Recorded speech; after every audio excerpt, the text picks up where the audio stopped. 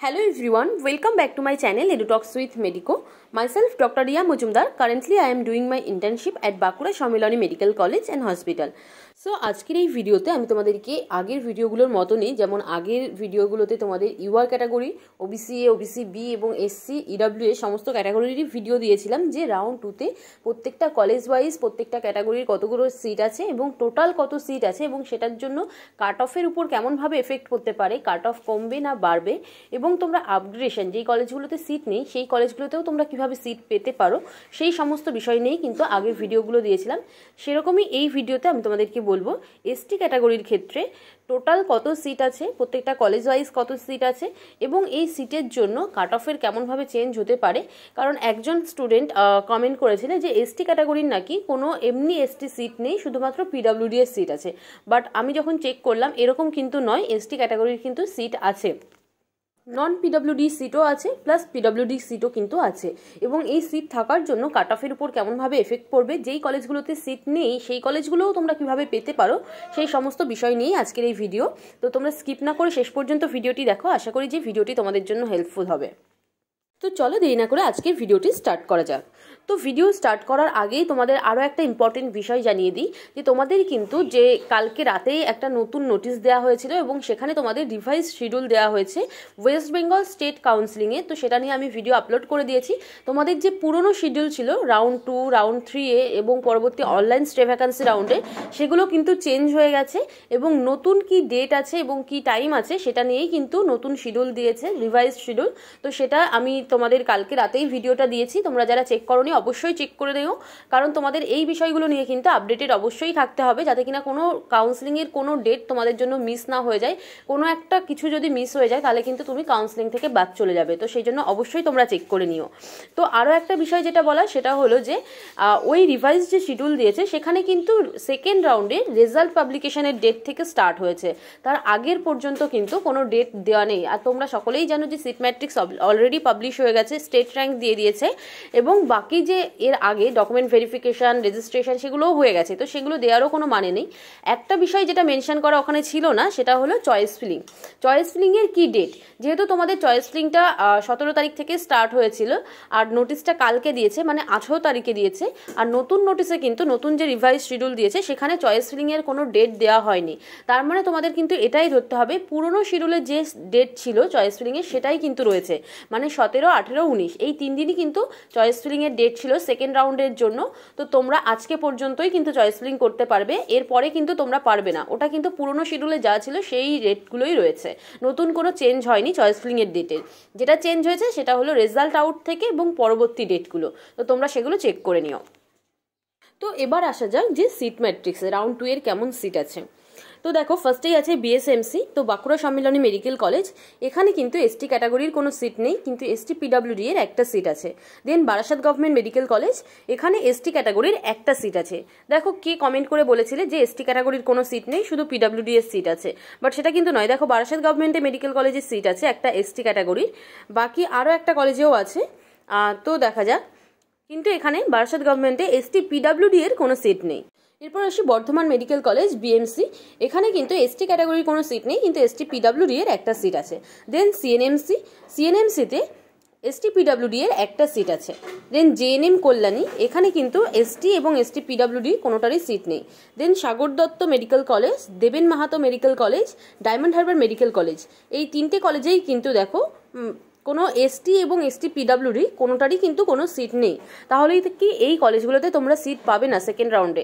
এটা তোমাদের মধ্যে কোশ্চেন আসতে পারে, কিন্তু দেখো আমি তোমাদের বলছি যে এই কলেজগুলোতেও কিন্তু তোমরা সিট পেতে পারো। সেটা কিভাবে, যদি কোনো স্টুডেন্ট আপগ্রেডেশন করে এই কলেজের, মানে সাগর দত্ত বলো বা দেবেন মাহাতোরই বলছি, কারণ সাগর দত্তের আগে যে কলেজগুলো আছে সেগুলোতে যদি সিট না থাকে, ওই সাগর দত্ত স্টুডেন্ট যারা আছে তারা আপগ্রেডেশনে নিশ্চয়ই তার আগের কলেজগুলোই দেবে এবং সেই কলেজগুলোতে সিট না থাকায় তারা এগোতে পারবে না। তো সেক্ষেত্রে সাগর দত্ততে কিন্তু চান্স পাওয়ার পসিবিলিটিটা কম, অনেক কম। কারণ সাগর দত্তের কোনো স্টুডেন্ট যদি এখন বারাসাত গভর্নমেন্ট নেয় তখন সেক্ষেত্রে হতে পারে, বাট সেরকম জেনারেলি হবে না, সাগর দত্তেই লোকজন আগে যাবে, কারণ যেহেতু এটা পুরনো কলেজ এবং কলকাতার কলেজ সেজন্য। কিন্তু ধরো দেবেন মাহাতো গভর্নমেন্ট মেডিকেল কলেজ, এই কলেজে কিন্তু কোনো সিট নেই, স্টিল এই কলেজে কিন্তু তোমরা চান্স পেতে পারো। সেটার পসিবিলিটি আছে।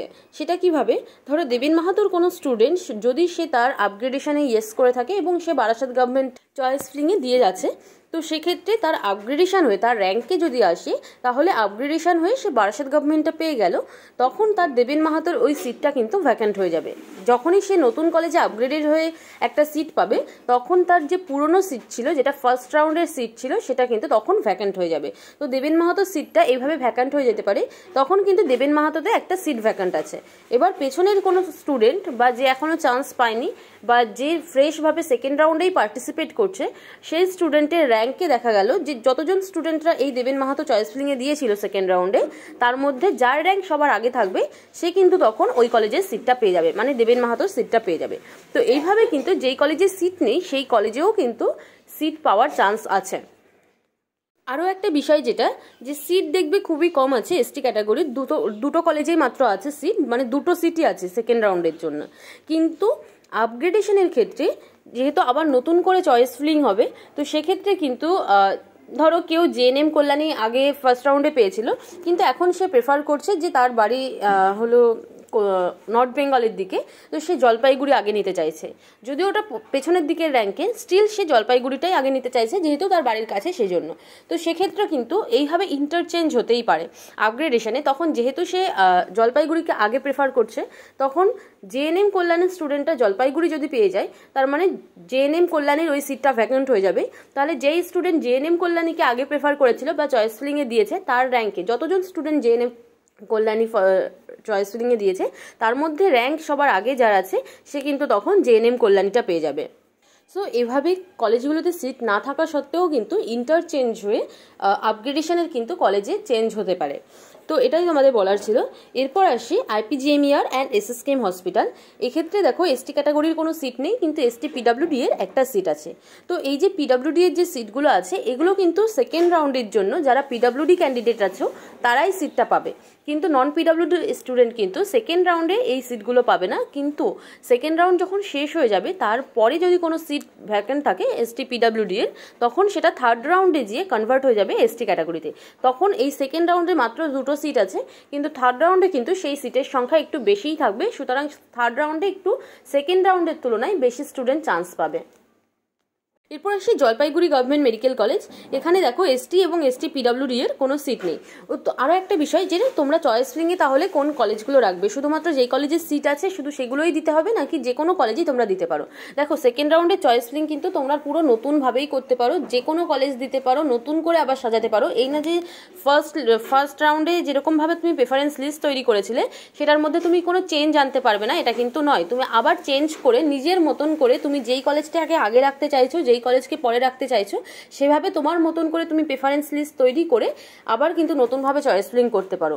তো সেই কলেজে সিট থাকুক বা না থাকুক, তোমরা সমস্ত কলেজই দেবে, কারণ আপগ্রেডেশন হওয়ার জন্য সিটগুলো ভ্যাকান্ট হয়ে তুমি কিন্তু সেই কলেজে চান্স পেতে পারো, যদি কিনা তোমার র্যাঙ্কে আসে তাহলে।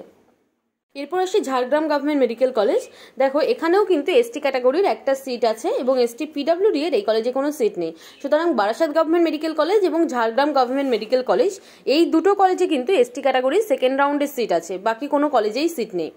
এরপর আসি Maharaja Jitendra Narayan government medical college এবং মালদা মেডিকেল কলেজ। এখানে দেখো এসটি এবং এসটি পিডাব্লিউডি কোনোটারই কোনো সিট নেই। দেন মিদনাপুর মেডিকেল কলেজ, এখানে এসটি পিডাব্লিউডি এর একটা সিট আছে, যদি এটা ভ্যাকান্ট থাকে তাহলে থার্ড রাউন্ডে যে এটা কিন্তু এসটিতেই কনভার্ট হয়ে যাবে। দেন মুর্শিদাবাদ মেডিকেল কলেজ, এখানে কিন্তু এসটি এবং এসটি পিডাব্লিউডি কোনোটারই সিট নেই। দেন এনআরএস, এখানে এসটি ক্যাটাগরির কোনো সিট নেই, কিন্তু এসটি পিডাব্লিউডি এর একটা সিট আছে। দেন এনবিএমসি নর্থ বেঙ্গল মেডিকেল কলেজ, এখানেও কিন্তু এসটি এর কোনো সিট নেই, কিন্তু এসটি পিডাব্লিউডি এর একটা সিট আছে। দেন এমসিকে মেডিকেল কলেজ কলকাতা, এখানেও দেখো এসটি ক্যাটাগরির কোনো সিট নেই, কিন্তু এসটি পিডাব্লিউডি এর একটা সিট আছে। এরপর আসি Prafulla Chandra Sen government medical college, এখানে দেখো এসটি এবং এসটি পিডাব্লিউডি কোনোটারই কোনো সিট নেই।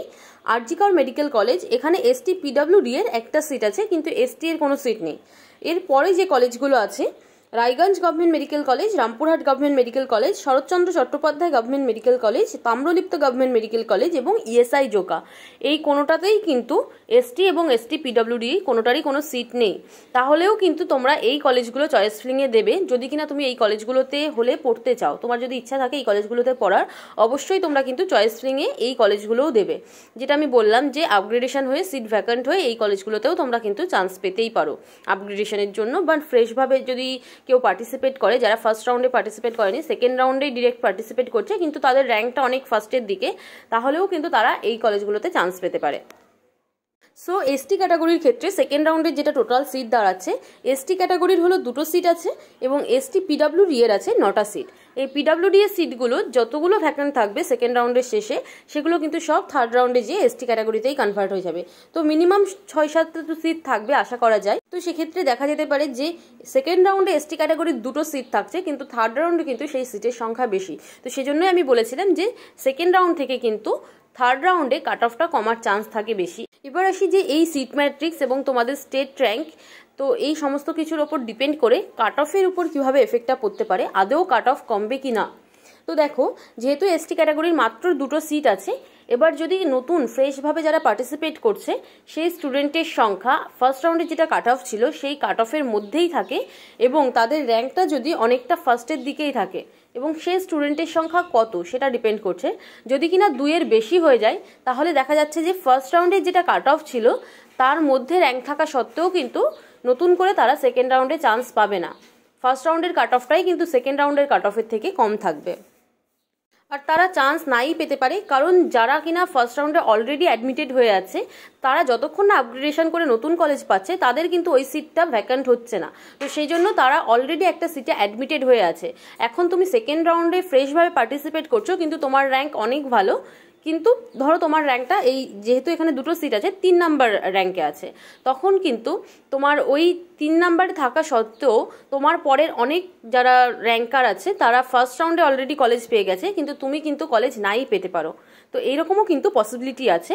আর কাট অফ নাই কমতে পারে যদি কিনা সেই স্টুডেন্ট সংখ্যা বেশি হয় এবং সেই স্টুডেন্টের সংখ্যা ফার্স্ট রাউন্ডে যেটা কাট অফ গেছে তার মধ্যেই বেশি থাকে। তাহলে এবার এরকম কতজন স্টুডেন্ট আছে সেটা আমি চেক করে দেখিনি, তোমরা নিজেরাও চেক করে দেখতে পারো যে ফার্স্ট রাউন্ডে যেটা কাট অফ গেছিলো তার মধ্যে স্টুডেন্ট সংখ্যা ফ্রেশভাবে যারা পার্টিসিপেট করছে এরকম কোনো নতুন স্টুডেন্ট আছে কিনা, বা তুমি দেখতে পারো যে তোমার চান্স পাওয়ার পসিবিলিটি কেমন আছে সেটাও তুমি জানতে পারো যে তোমার র্যাঙ্ক কত এসছে স্টেটে এবং তোমার ক্যাটাগরি র্যাঙ্ক কত আসছে, তোমার আগে তোমার ক্যাটাগরির কতজন স্টুডেন্ট আছে সেটা দেখেই কিন্তু তুমি বুঝতে পারবে যে সেকেন্ড রাউন্ডে তোমাদের চান্স পাওয়ার পসিবিলিটি কেমন আছে।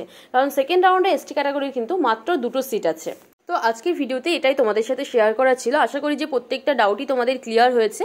তো এরপরেও যদি তোমাদের কোনো কোশ্চেন থাকে তোমরা অবশ্যই কমেন্ট সেকশনে জানিও, আমি চেষ্টা করব যে রিপ্লাই দিয়ে তোমাদেরকে হেল্প করার জন্য।